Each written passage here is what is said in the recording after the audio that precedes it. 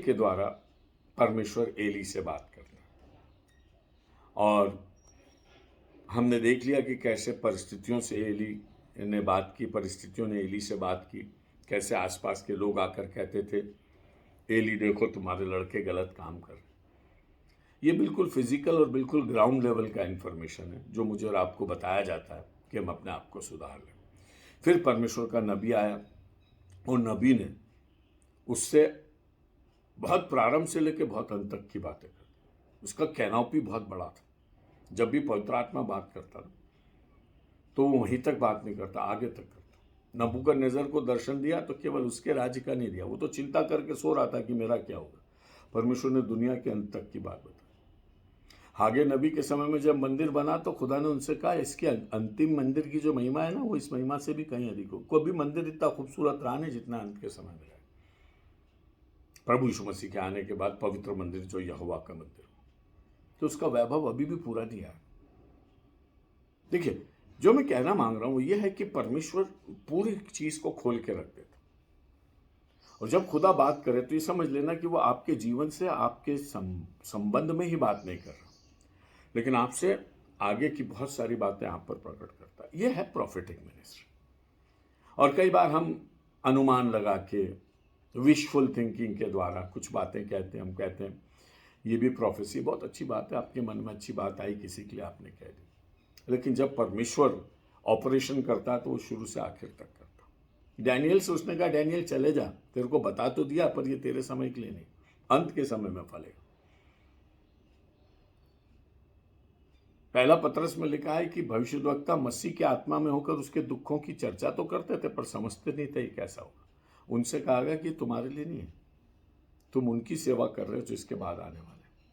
अर्थात हमारे पास्टर हैं यशाया, डेविड, डैनियल, ये सब आपके मेरे पास्टर हैं। जितने जितने पुराने नियम के नबी हैं सब हमारे पास्टर हैं, हमारे लिए बोला उन्होंने।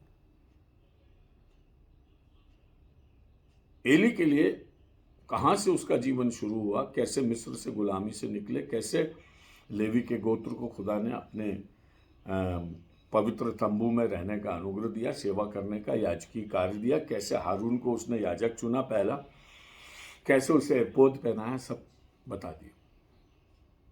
फिर उसने कहा एली तक यहोवा का मुझबल तुम पर था, अर्थात the power of God, the power of priesthood, the power of leadership. देखिए, कोई भी चीज़ बोलने से नहीं हो जाती, उसका अभिषेक चाहिए, उसका अंशण चाहिए। हम अपने वरदानों को कैसे पहचान? अभिषेक से पहचान। कहने को तो कोई भी बोल दे कि मैं ये हूँ, मैं प्रॉफिट हूँ, मैं प्रीचर हूँ, मैं ये हूँ, मैं वो हूँ, कुछ भी बोल सकते हैं आप।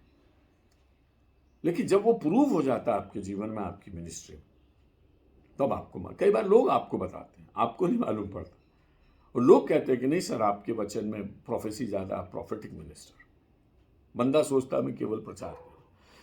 हम लोग कई बार नहीं समझ पाते, लेकिन परमेश्वर हमें अपने भेदों को प्रकट करता। उसने कह दिया एली तेरी संतानें अब गई काम से, तेरा भुजबल हमने तोड़ दिया, तू तो मरेगा 98 ईयर्स में, 98 साल में मरा बूढ़ा, आंखें भी धुंधली हो गई थी और सूझता भी नहीं था। उसको पूरी उम्र मिली। उसके बच्चे दोनों बेटे होपनी और पीनहास एक ही दिन में मारे गए, और ये भी कहा गया कि इसके आगे तुम्हारी कौम में, तुम्हारी पीढ़ियों में कोई बूढ़ा नहीं होने वाला। देखिए, बूढ़ा होना परमेश्वर की आशीष। परमेश्वर का वचन कहता मैं तुझे लंबी उम्र से आशीषित करूँ। ये भी लिखा है 10 आज्ञा में भी कि अपने माता पिता का आदर कर तो तू पृथ्वी पर ढेर दिन जिएगा। मतलब लॉन्गेविटी जो है, जीवन की लंबाई जो है, वो परमेश्वर की आशीष है। और लंबाई में भी सुख और चैन परमेश्वर जीवन दे और उसे परमेश्वर के आनंद में भरा हुआ दे तो उसकी तो बात ही अलग, उसके समान कुछ नहीं हो सकता। और नहीं तो आजकल किसी से बोलो आप 70 साल जियो तो कहता भैया कम कर दे, बहुत दुख है। किसी को उम्र की आशीष दो तो उसको बुरा लगता है, उसको कहते हैं ये आशीष मत दो। लेकिन अगर मैं आपसे ये कहूँ कि प्रभु आपको लंबी उम्र दे और आशीषित उम्र दे और आप प्रभु के आनंद में और शांति में बने रहें, तो आप सचमुच धन्य रहें। उम्र मिलना एक बात, उम्र को सेलिब्रेट करना दूसरी बात। पेंडेमिक के दिनों में इसको सीख लिया। बहरहाल वो बात आई गई हो गई। परमेश्वर ने दूसरे अध्याय के 35वें वचन में एली से कह दिया और मैं अपने लिए एक विश्वास योग्य याजक ठहराऊंगा जो मेरे हृदय और मन की इच्छा के अनुसार किया करेगा, और मैं उसका घर बसाऊंगा और स्थिर करूंगा, और वह मेरे अभिषिक्त के आगे आगे सब दिन चला करेगा। अब तुझको तो मैंने छोड़ दिया, याजक से याजक की बात नहीं कर रहा हूं, अब मैं अभिषिक्त की बात कर रहा हूं, अभिषिक्त याजक की। और ऐसा याजक नेचुरली वो याजक एली के घराने से तो आएगा नहीं। देखिए, याजक जो है ना, या ऐसा याजक जो परमेश्वर के अभिषेक से रहेगा, और मैं उसका घर बसाऊंगा और स्थिर करूंगा, और वो मेरे अभिषेक के आगे आगे सब दिन चला फिरेगा। शमूएल की ओर भी हो सकता, दाऊद की ओर भी हो सकता, उन पवित्र लोगों की ओर हो सकता है जो इस लाइन में आने वाले थे, जिनको परमेश्वर अभिषेक के द्वारा ला रहा। हर एक अब याजक का बच्चा नहीं है। अभिषेक जो है अब अन्य रीति से ऑपरेट करने लगा, क्योंकि परमेश्वर कह रहा है कि मैं चुन रहा हूं अपने लिए लोगों जिनके मन मेरे साथ सीधे। देखिए, एक टर्न आ रहा है जिसको मुझे और आपको समझना जरूरी। और एक वाक्य यहां पर बहुत खूबसूरत है, वह मेरे अभिषिक्त के आगे आगे सब दिन चला करे। देखिए, प्रभु यीशु मसीह जगत की उत्पत्ति से हमारे साथ, जब आग के भट्टे में डाला गया शद्रक मेशक अबेदनगो को, तो राजा को 4 लोग दिखे। पहले कुरिन्थियों में पौलुस कहते हैं कि तुमने चट्टान से पानी पिया, जो तुम्हारे साथ साथ चलती थी, वो चट्टान मसीह था। तो मसीह का वजूद वहां बताया गया, और उस अभिषिक्त के आगे आगे चलने वाला, समझ लेना, उसकी घोषणा करने वाला, फोर रनर, जैसे यूहन्ना बपतिस्मा देने वाला, प्रकट रूप से वो मसीह का आगे आगे चलने वाला, उसमें कमी नहीं, उसमें घटी नहीं। वो पूरी रीति से परमेश्वर की सेवा आत्मा से भर के कर रहा है। लोग परिवर्तित हो रहे हैं, आ रहे हैं, बपतिस्मा ले रहे हैं। जब यहोवा के आगे आगे, अभिषिक्त के आगे आगे कोई चलता है, तो उसके परिणाम अलग है। बात और भी साफ ये है कि एली और उसका घराना यहोवा के आगे आगे नहीं चल रहा। देखिए, जब हम किसी के आगे आगे चलते हैं तो हमें देखता रहता, और जब हम किसी के आगे आगे चलते हैं तो हम उसके मार्गदर्शन के अनुसार चलते हैं, जैसा वो चाहता वैसा चलते। पीछे रहने वाला कुल बुला सकता, पीछे रहने वाला पीछे छूट जाए, पीछे रहने वाला दाएं बाएं देख के इधर उधर मुड़ जाए, लेकिन जिसको खुदा अपने आगे रखकर लेकर चले, वो अभिषेक का प्रतीक। याकूब जब एसाऊ से मिलने गया तो उसने पूरे घर घराने को आगे जमा दिया, नौकर चाकर ये वो सब उसके आगे आगे चल रहे। और एसाऊ के सामने याकूब ऐसे पेश हुआ कि ये तो मैं तो सबसे लास्ट में, ये खुदा की आशीष अभिषेक मेरे साथ। एसाऊ फपक के रोक पड़ा और उसने याकूब को गले लगा। क्यों? क्योंकि उसके पास आगे चलने वाला कुछ था। समझ रहे? अब यहां परमेश्वर ये क्लियर कर रहा है एली को कि कोई है जो मेरे आगे आगे चले। इस बैकड्रॉप में हम शमूएल के जीवन को आज देखने की कोशिश करेंगे कि शमूएल का पहला वार्तालाप जो खुदा के साथ हुआ था, उसमें कैसे परमेश्वर उससे बातें करता। शमूएल की पुस्तक, उसका 3रा अध्याय। शमूएल जो है वो एली के सामने सेवा किया करता था। हमने कल भी इसको देखा। जल्दी से देखते हुए आगे बढ़ेंगे। यहोवा का दीपक बुझा नहीं था, वो संदूक, वाचा के संदूक के पास लेटा करता था, उसकी जगह भी फिक्स थी। यहोवा के चरणों में रहता था, एली की सेवा करता था। उसको एली के बच्चों से किसी से मतलब नहीं। छोटा भी बच्चा, अभी इधर उधर ज्यादा जाता नहीं। और यहोवा का दीपक बुझा नहीं था, मतलब वो समय था जब यहोवा बात करे। और शमूएल सोया नहीं था, और शमूएल वाचा के संदूक के पास था, और शमूएल अकेला था, निहायत अकेला था। मैंने कल आपसे कहा था, हमें भी अपनी वाचा के संदूक के पास, खुदा के सामने निहायत अकेले रहना। वो बात करे, वो ढूंढ रहा है कब इसको ये अकेला मिले और कब मैं बात करूं। शमूएल सुबह से मंदिर में सेवा कर रहा है, खुदा नहीं बात कर रहा। रात के अंधेरे में जब शाम हो गई और जब बिल्कुल अकेला हो गया शमूएल, एली भी नहीं हुआ। एली भी होता तो खुदा बात नहीं करता। देखिए, एक इंटीमेसी चाहिए खुदा से बात करने के लिए।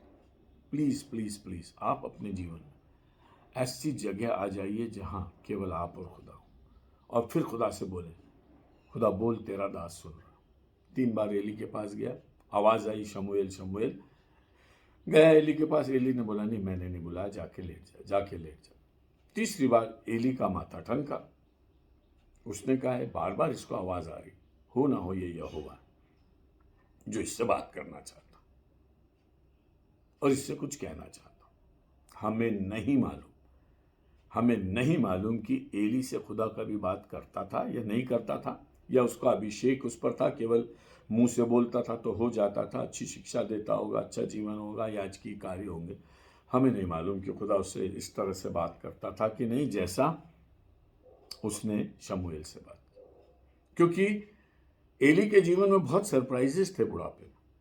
हन्ना की प्रार्थना ऐसी थी जो एली ने जिंदगी भर नहीं देखी थी, कि लोगों के आंसू बह रहे हैं और होंठ हिल रहे हैं, और एली तो समझा ये नशे में, क्योंकि ना एली ने खुद ऐसी दुआ की थी, ना किसी को उस मंदिर में दुआ करते थे।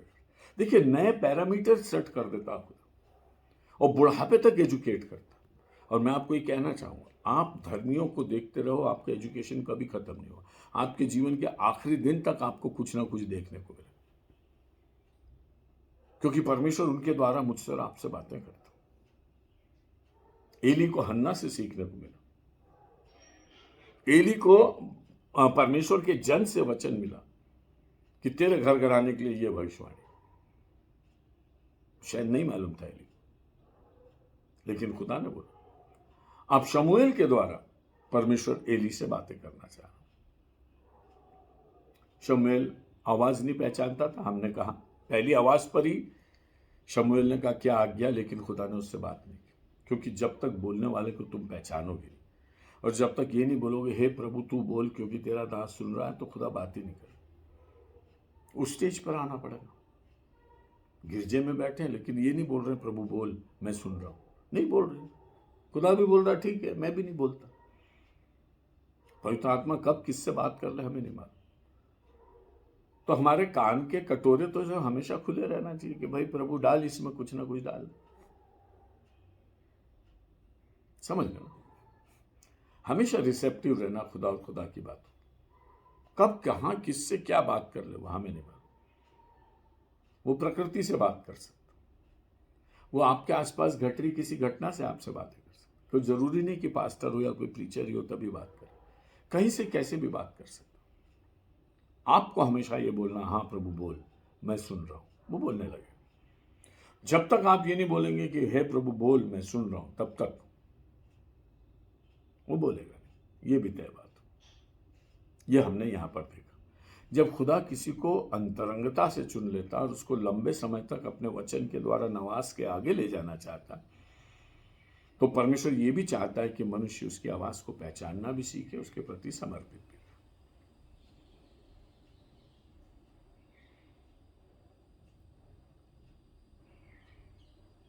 10वां वचन बहुत खूबसूरत है, यहां से आगे बढ़ रहा है ना। तब यहोवा आ खड़ा हुआ और पहले के समान। अभी तक यहोवा नहीं आया था। अब हम क्या जाने, अनपढ़ जाहिल लोग, आवाज आ रही है खुदा नहीं दिख रहा, आके खड़ा हुआ या दूर से आवाज लगा रहा, हमें क्या मालूम। बाइबल जब तक नहीं बताया हमको थोड़ी मालूम। कई ऐसी चीजें जो अनदेखी है वो अब्दी, जो देखी है वो नाशवान। सुनो ना बहुत ध्यान से। खुदा आवाज लगा रहा था पर आके खड़ा नहीं हुआ था। अगर शुरू से आके खड़ा होकर आवाज लगाता तो वैसा लिखा होता। दूर से आवाज लगा रहा। अब जब तुम कहोगे प्रभु बोल मैं सुन रहा हूं, तो वो पास आ जाएगा, खड़ा हो जाएगा तुम्हारा। तो स्टेप्स भी तो मालूम होना चाहिए ना। अनेक दिनों से खुदा आपसे बातें कर रहा है। मुझे मालूम है आप में से बहुत सारे लोगों को खुदा आवाज लगा। अब बोलिए तो सही, बोल प्रभु मैं सुन रहा हूं।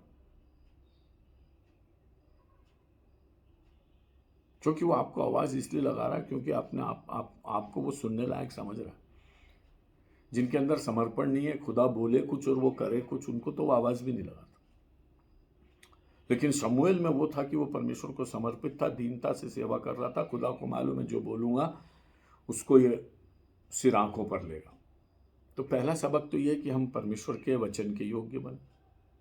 दूसरी बात, जब वो आवाज लगाए तो हम ये कहें बोल प्रभु सुन रहा हूं। कई बार हम आपस में भी बात करते हैं, और जब हम किसी से कुछ बोल रहे हैं और हमको लगता है वो ध्यान नहीं दे रहा हमारी बात पे, तो हम पूछते हैं आप सुन रहे हैं ना। और जब वो कहता नहीं नहीं नहीं मैं सुन रहा हूँ, भले वो थोड़ा अनमना हो गया हो, लेकिन फिर जब बोलता मैं सुन रहा हूँ तो आप उसका ध्यान खींच ले, तब आप अपनी बात बोलना शुरू करते हैं। अगर आपको ऐसा लग रहा है ये सुन नहीं रहा है तो आप क्यों बोलेंगे?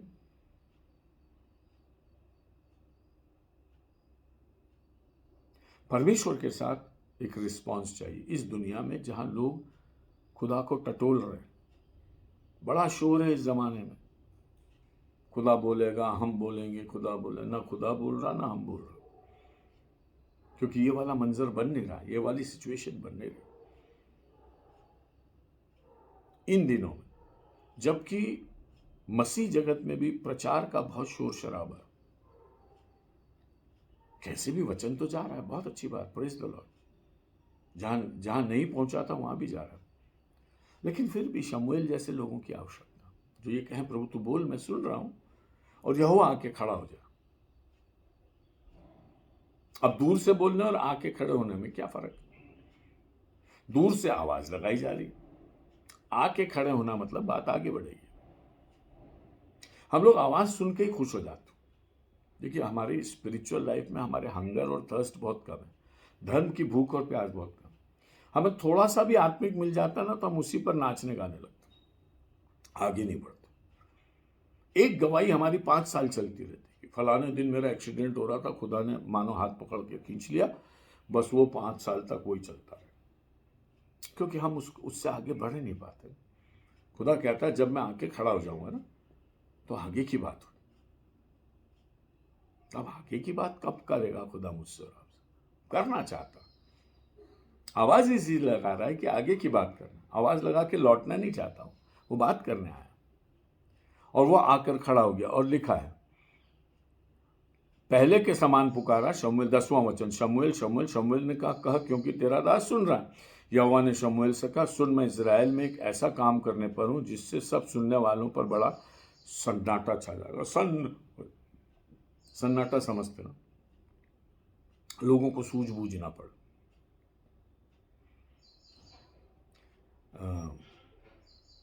जब भारी भूकंप होते ना तो कुछ लोग सुन्न हो जाते, इतना तबाही देख के उनके समझ में नहीं आता क्या हो रहा, गुमसुम बैठे रहेंगे, ना हंसेंगे ना रोएंगे, घर के सब लोग मर गए, सामने पत्थर पे बैठे सुन्न हो गए, क्योंकि वो सिचुएशन को फेस करने लायक नहीं।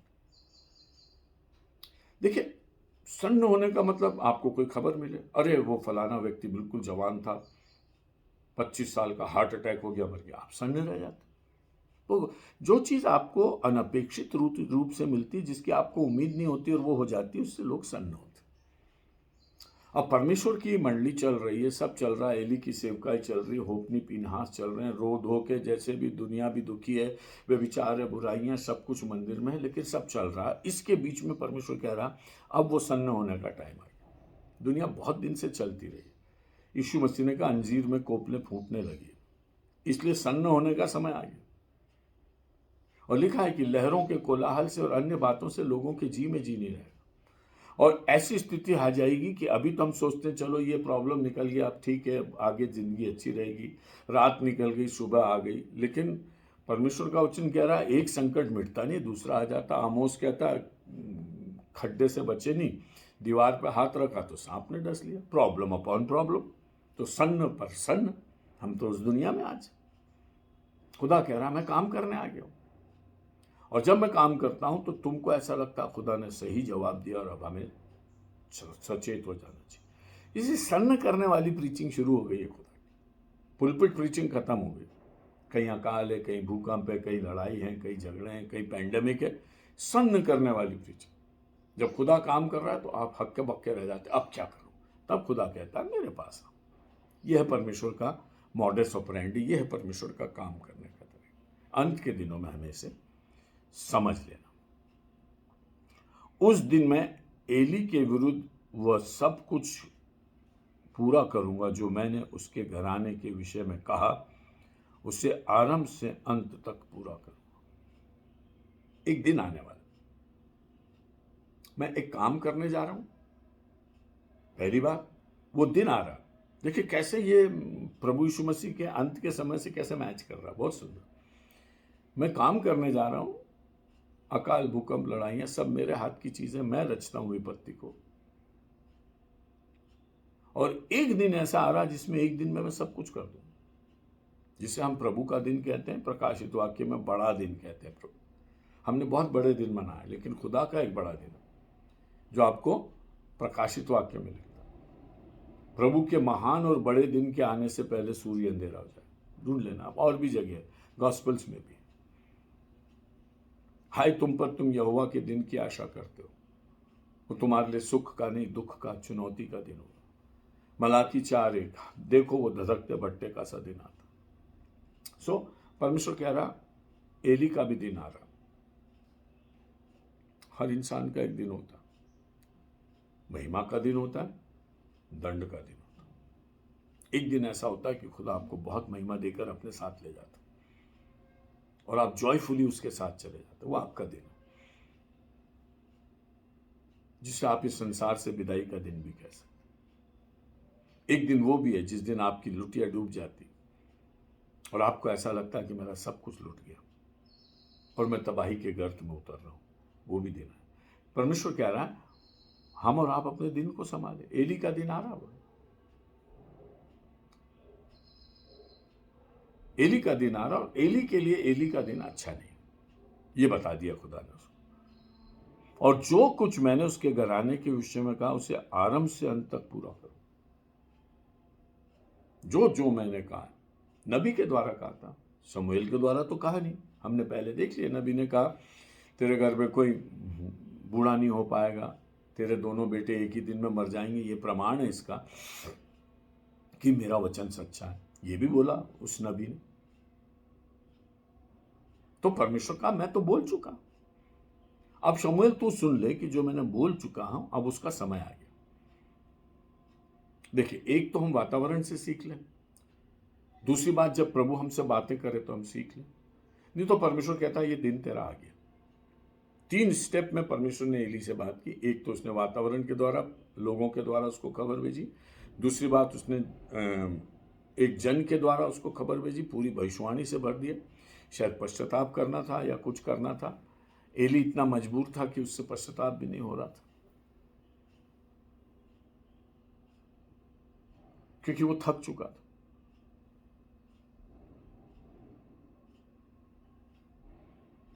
और अपने आप को उठाकर खुदा के सामने भी पेश नहीं कर पा रहा। कैसे उठूं तेरे आस्था से मैं कि खुद का जनाजा उठाया न जाए। अब मेरा जीवन एक जनाजे का जैसा हो, अधमरा पड़ा हो,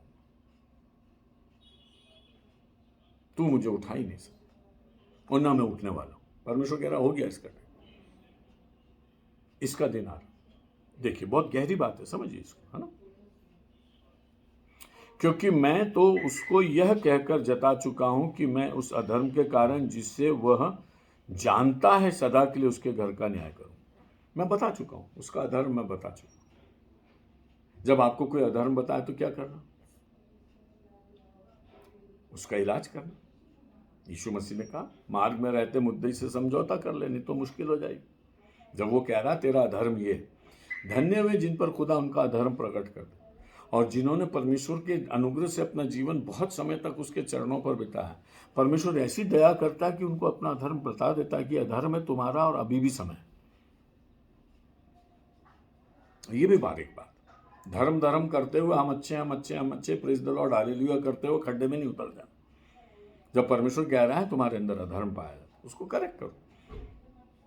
बता चुका हूं, एली को मैंने बता दिया उसका अधर्म क्या, लेकिन एली टर्न नहीं हो रहा, क्योंकि परमेश्वर की मनसा तय हो गई थी कि उसको उसके बेटों को नाश करना। अब एली चाहे तो भी रिवर्स नहीं कर सकता। एली के लिए समय था, जब तक समय था उसने अपने बच्चों को नहीं संभाला। एक पॉइंट आया, शायद बहुत लंबा समय देने के बाद परमेश्वर ने कहा नहीं, अब मैं इसके बेटों की नहीं सुनूंगा। एली ने बेटों को समझाया, परमेश्वर का वचन कहता परमेश्वर उसको मारना चाहता था, इसलिए बेटों ने सुनी। बेटों का रिएक्शन इसलिए था क्योंकि एली का एक्शन गलत था। कई बार हमारे बच्चे रिएक्शन करते हैं, एक्शन वो नहीं करते। हमारा उनका पालना पोसना, उनको बढ़ाना प्रभु के भय में होता नहीं है, और ये हमारा एक्शन होता है। और जब वो बगावत करते हैं, गंदे काम करते हैं, ये उनका रिएक्शन होता है। धर्मी को अपना एक्शन संभालना चाहिए ताकि परमेश्वर उचित रिएक्शन दे सके। परमेश्वर कह रहा मैं बोल चुका एली, और एली के पास अब वो अवसर नहीं है। बहुत समय से बोलता रहा हूँ, नबी के द्वारा मैंने कहा अब तेरा समय पूरा हो। देखिए यिर्मयाह रोता रहा, बहुत समझिए इसको, गहरी बात। यिर्मयाह रोता रहा, उसने कहा कि अभी भी मन फिरा लो, अभी भी मन फिरा लो, देखो 70 साल की गुलामी, उसके बाद वापस आ जाना। नहीं माने लोग, उसको मारा, उसको सताया। एक समय ऐसा आया कि एली ने यिर्मयाह ने कहा अब तुम्हारा समय बीत चुका, अब मन फिराने का समय नहीं, अब गुलामी में जाने का समय। देखिए there was the time to hear the word of God. यिर्मयाह की मिनिस्ट्री में एक समय था जब लोग मन फिराते, परमेश्वर की ओर मुड़ते, झूठे नबी अलग होते, राजा यिर्मयाह की सुनता, दिन भर फिर जाते, उनको गुलामी में नहीं जाना पड़ता। एक स्टेज आ गई जब परमेश्वर ने कहा तुम्हारी गुलामी लिख दी गई ना, अब नहीं मिटा सकते। तो यिर्मयाह वो भी डिक्लेयर कर कि तुम्हारी गुलामी हो गई 70 साल की। अब मैं जब अंक से बता रहा 70 साल, तो फिर क्या करना। अब तुम चाहे मिस्र की ओर देख लो, चाहे अशूर की ओर देख लो, अशूर तो यूं भी टूट गया, अशूर में से ही नबूकदनेस्सर आए हैं बाबुल का राज लेकर। इधर उधर जो झांक रहे हो कि मिस्र आके बचा लेगा, मिस्र आके बचा लेगा, यिर्मयाह कह रहा है ये तुम्हारा धोखा है, तुम इस गुलामी को एक्सेप्ट करो और परमेश्वर तुम्हें आशीष देगा, 70 साल बाद वापस आएगा। नहीं माने, मिस्र की ओर आशा थी। आपको मालूम है यिर्मयाह गुलामी में नबूकदनेस्सर के राज्य में बाबुल में नहीं जा सकता, लोग उसको पकड़ के जबरदस्ती मिस्र में ले गए। यिर्मयाह जिस जगह के लिए मना कर रहा था कि उन पर भरोसा नहीं करना, वहां यिर्मयाह को ये लोग पकड़ के ले गए, क्योंकि उस समय उनके लिए एक ही रास्ता था, या तो बाबुल की गुलामी में जाओ या मिस्र में भाग के बचा लो अपना। अनेक लोग मिस्र में भागे और उसमें वे फोर्सिबली लेके गए। यिर्मयाह जाना भी नहीं चाहता था, फिर भी लेकर। यह है हमारे जीवनों की कहानी, यह है हमारी ट्रेजेडीज। इसको समझना बहुत ज्यादा जरूरी है ताकि परमेश्वर के साथ हम अनुग्रहपूर्ण रीति से चल सकें। मैं सदा के लिए उसके घर का न्याय करूंगा, सदा के लिए, इटर्नली चलेगा। और कुछ बोल रहा परमेश्वर, उसका कैविएट भी लगा रहा, उसका लॉक लगा रहा, लॉक है ना, इसको कोई तोड़ नहीं सकता। क्या लिखा है, क्योंकि उसके पुत्र आप शापित हुए हैं और उसने उन्हें नहीं रोका। तो पुत्रों ने तो शाप कमाया और एली ने उन्हें रोका नहीं। रीजन यही है, अगर कोई तुम्हारा अपना है तो उसको शाप कमाने से तो रोक लो ना, लेकिन नहीं रोक रहे आप। You are helpless. जो आप चाहते नहीं वो होता, और जो नहीं चाहते वो होता चला जाता। अपनी जवानी में अपने सृजनहार को स्मरण रख, इससे पहले कि वो दिन आए जिसमें तू कहे मेरा मन इसमें लगता है। जवानी में सुधार ले अपने बच्चे, नहीं तो बुढ़ापे में वो देखेगा जिसमें तेरा मन नहीं लगेगा। लिख रहा है परमेश्वर का वचन, बहुत सुंदर वचन। आगे लिखा, इस कारण मैंने एली के घराने के विषय में ये शपथ खाई कि एली के घराने का अधर्म का प्रायश्चित न तो मेल बलि से होगा न अन्न बलि। अब ये चित्त चढ़ा ले, जितना मेल बलि अन्न बलि चढ़ाना तो इनका मेन प्रोफेशन है। दिन में हजारों जानवर काट देते हो परमेश्वर की वेदी पर, हजारों मेल बलि चढ़ा देते होंगे, अन्न बलि चढ़ा देते। अब एली चाहे अपने और अपने घराने के लिए बलिदान भी चढ़ाए, कुछ नहीं हो। अय्यूब चढ़ाता था, जब अय्यूब के बच्चे मिलते थे तो उनसे पहले अय्यूब प्रायश्चित का बलिदान चढ़ा देता था कि खुदा मेरे बच्चों से कभी कोई पाप हो जाए तो क्षमा करना। एडवांस में बलिदान चढ़ा। एली के हाथ में भी बलिदान था, उसने दूसरों के पशु तो लाला के चढ़ाए, अपनी ओर से कभी कोई बलिदान नहीं चढ़ाया कि मेरे बच्चे सुधर जाए। और अब जब वो बात उसके हाथ से निकल गई तो परमेश्वर कह रहा है इट इज डन, खत्म। ये मुझे और आपको एक चीज बताती है, मैं और आप बहुत होशियार हैं, डरते और कांपते हुए अपने उद्धार के काम को पूरा करते जाएं, क्योंकि आखिर तक, अंत तक जो विश्वास रखेगा उसी का उद्धार है। प्राण देने तक विश्वासी रह, तब तुझे जीवन का मुकुट मिलेगा। सो परमेश्वर कहता है हम उसकी स्पिरिचुअलिटी में बने रहें। और ये जीवन मुझे और आपको ये बातें बताते हैं क्योंकि हम बहुत चंचल संसार में जी रहे हैं। देखिए, और इधर उधर निगाह उठाने से हम भी एली और उनके बच्चों के समान चंचल हो जाते। खुदा कह रहा है ऐसा मत करो। आपको मालूम है एक बात क्या बोली परमेश्वर ने यहूदा के लिए, मनुष्य का पुत्र तो जैसा उसके लिए लिखा है पकड़वाया ही जाता, हाय उस पर जिसके कारण वो पकड़वाया जाता। और फिर एक बात बोली यीशु मसीह, जो शायद अगर मैंने और आपने एक लम्हा ध्यान से सुन ली ना तो जीवन का अर्थ समझ में आ जाए। यीशु कहते हैं बेहतर होता कि उसका जन्म ही नहीं होता, बेहतर होता कि एली इस्राएली होता ही नहीं, बेहतर होता कि एली लेवी के घराने में होता ही नहीं, बेहतर होता कि एली याजक ही नहीं होता, आम आदमी होता, शायद उसके लिए बेहतर होता। बेहतर होता कि यहूदा इस दुनिया में आता ही नहीं, क्योंकि उसने आके लॉस कमाया। देखिए जीवन एक प्रॉफिट और लॉस है। मुझे और आपको भी जवाब देना पड़ेगा। हमारा दुनिया में आना, परमेश्वर कहेगा अच्छा हुआ बेटा तू आया, या ये कहेगा कि तेरे आने से तो अच्छा था कि तू नहीं आता। जो नहीं आया वो नरक में नहीं जा सकता, क्योंकि वो आया ही नहीं। इसलिए सब उपदेशक का लिखने वाला कहता है कि सबसे अच्छे तो वो जो हुए ही नहीं, जो वर्तमान में हैं उनसे अच्छे वो हैं जो गुजर गए, और जो आज जमाना देख रहे हैं उनकी हालत थोड़ी खराब है, लेकिन सबसे अच्छे वो हैं जो इस दुनिया में आए ही नहीं। सब उपदेश। सो हमारा धर्म कर्म, हमारी जिंदगी अधर्म कमाने के लिए नहीं होती, क्योंकि धर्म में से बहुत अधर्म निकलता। इसको समझ लीजिए। और बार बार यहोवा की वेदी पर पवित्रता के भाव से जाना बहुत जरूरी है, क्योंकि सबसे बड़ा बुरा बिगाड़ वहीं से होता है। क्योंकि इब्रानियों 12 में आपसे बार बार कहता हूं, परमेश्वर के अनुग्रह को पाने के बाद भी यदि हम उसके अनुरूप न चलें तो अपने यीशु को अपने पैरों से रौंदते हैं, उसके लहू की नाकदरी करते। कुछ नहीं बचा आपके जीवन में, आपका जीवन नीरस हो गया, केवल आप मौत और दंड का इंतजार करेंगे, उससे आपको कोई बचा नहीं सकता। ये स्थिति इसकी हो गई। शमूएल भोर तक लेटा रहा, तब उसने यहोवा के भवन के किवाड़ों को खोला, दरवाजे भी वही खोलता था। और शमूएल एली को उस दर्शन की बातें बताने से डरा। उन्होंने कहा इनके विषय में बोला, और बड़ी बड़ी बात बोल दी खुदा ने, अब तो मैं इनको क्या बताऊं। तो परमेश्वर ने डिटेल में शमूएल से बात की थी, उसका विस्तार हमें थोड़ा नीचे मिलता। परमेश्वर ने बोला सारी बातें पूरी करूंगा, लेकिन क्या बातें पूरी करूंगा, कौन से दिन में क्या बातें पूरी होंगी, वो आगे डिटेल में कहता। हे मेरे, तब एली ने शमूएल को पुकार कर कहा, हे मेरे बेटे शमूएल। वो बोला क्या आज्ञा। तब उसने पूछा, वो कौन सी बात है जो यहोवा ने तुझसे कही है और मुझसे न छिपा, और जो कुछ उसने तुझसे कहा है हो, यदि तू उसमें से कुछ भी छिपाए तो परमेश्वर तुझसे वैसे ही वरन उससे भी अधिक करे। अब एली का मन शंका से भरा हुआ। क्यों वो शमूएल से सारी बातें सुनना चाहता। एली से खुदा बात कर नहीं रहा, शमूएल से बात कर रहा है। सबसे पहली तो उसकी जो भद हुई है, या उसका जो नीचे देखना हुआ, ये हुआ। दूसरी बात, एली को शंका है, क्योंकि नबी भी बोल गया, लोग भी बोल रहे हैं, और नबी ने तो बोल दिया कि तुम्हारे कुनबे का ही फैसला कर दिया खुदा, पीढ़ियों तक तुमको आशीष है। तो वो शंका तो बैठी हुई। तो जब आपके मन में शंका बैठी, जब आपको लगता है लोग मेरी बुराई करेंगे, तो कोई कुछ अच्छी बात भी बोल रहा होगा तो आपको यही लगता है मेरी बुराई कर। ऐसा होता है हम लोगों के बीच में भी। जब शमूएल ने एली से बात, जब खुदा ने शमूएल से बात की, तो एली को शंका हो गई, खुटका हो गया, जरूर मेरे बारे में बोला हो। और उसने शपथ दे दी कि जो जो खुदा ने बोला है वो सब मेरे को बताना, छुपाना कुछ नहीं। और यहां लिखा है, तब शमूएल ने उसको रत्ती रत्ती बातें कह सुनाई, जो कुछ भी ना छिपा रखा। परमेश्वर ने कहा, रत्ती रत्ती बात मैं तुझे सुना देता।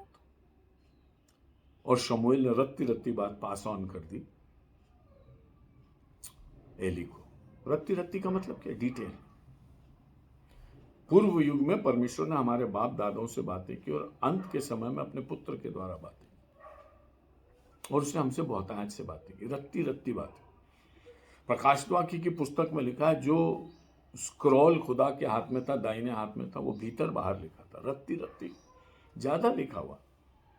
दुनिया के अंत तक की हर बात उसमें लिखी हुई।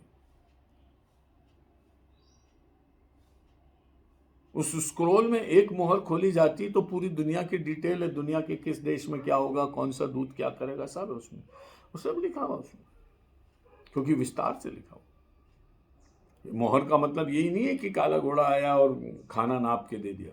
कहाँ क्या होगा वो विस्तार से लिखा हुआ उसमें, क्योंकि वो पुस्तक भीतर बाहर लिखी हुई। परमेश्वर जब बोलता है ना, पवित्र बातें बोलता, पवित्र लोग से बोलता और विस्तार से।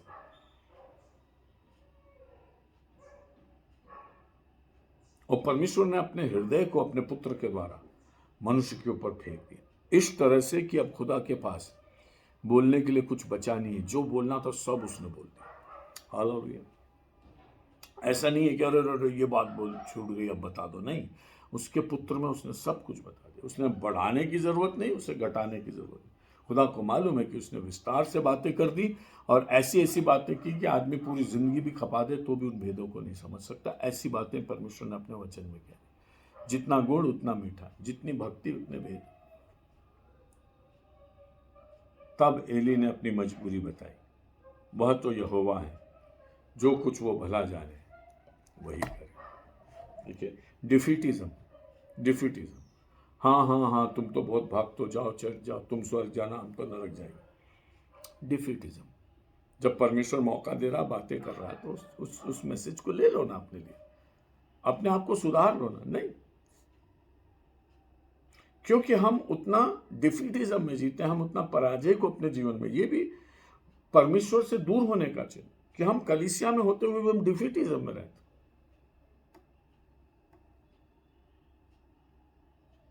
और हम पॉजिटिव बातें ना बोलते हैं ना करते। इसलिए परमेश्वर का वचन ये गहरे भेद मुझ पर और आप पर खोलता। एली का एब्रप्ट एंड हुआ। एब्रप्ट एंड मतलब अचानक और बुरा। शाऊल का एब्रप्ट एंड हुआ, अचानक और बुरा। शाऊल और योनातन एक ही दिन मारे गए। जब कोई चीज महाविनाश की तरह है और एब्रप्ट एंड पर आ जाए, आपको अनुमान ही नहीं हो रहा जाए, समझ लेना परमेश्वर से आपकी कुछ दूरी है। परमेश्वर का वचन कहता वो दिन चोर की नहीं आएगा। और संसार के लोग जो है उनको मालूम भी नहीं पड़ेगा, वो खाते पीते रहेंगे, एक नींद जैसी रहेगी और अचानक आ जाएगा, जैसे नूह के समय में अचानक प्रलय आया था। परमेश्वर कहता है ऐसे अंत के दिनों में। लेकिन जो खुदा से भक्ति करके रखेंगे तो उनको ये मालूम है कि हमें तैयार रहना, कभी भी आ जाए। इसमें फर्क सिर्फ इतना है कि दुनिया के लोग जो नींद में हैं वो कहेंगे कोई आने वाला ही नहीं है, तैयारी की जरूरत नहीं। जो प्रभु से प्रेम करेंगे वो कहेंगे कोई आने वाला है, हमें हमेशा तैयार रहना। इतना ही फर्क है। जो यहोवा को करना करे। A sad end to a good story. एक अच्छी कहानी का दुखद अंत। परमेश्वर मुझे और आपको सिखाए कि हम इन बातों से बचकर खुदा की महिमा और सेवा अपने जीवन भर कर सके।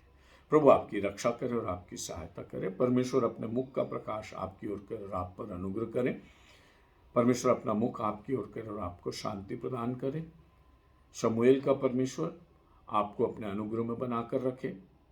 बात करने वाला परमेश्वर, अपने भक्तों की हर बात को देखने वाला परमेश्वर, अपनी पलकों से जांचने वाला परमेश्वर आपको निहारता रहे और आपको आशीष और भरपूरी के योग्य पाए।